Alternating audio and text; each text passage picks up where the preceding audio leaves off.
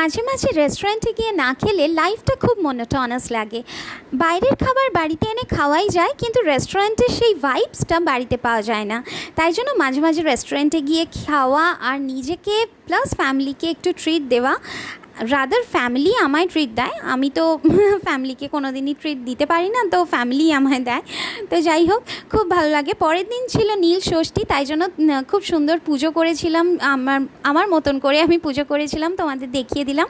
মা উপোস করে, আমি উপোসটা করি না, পুজোটা করি। আর নিচে এই ক্যান্ডেলসগুলো মা সবার নামে জ্বালাতে বলেছিল, তাই জন্য ক্যান্ডেলসগুলো জ্বালিয়ে ওপরে রাখার জায়গা ছিল না, যেহেতু নিচেই জ্বালিয়ে দিয়েছিলাম, মাটিতেই রেখে দিয়েছিলাম।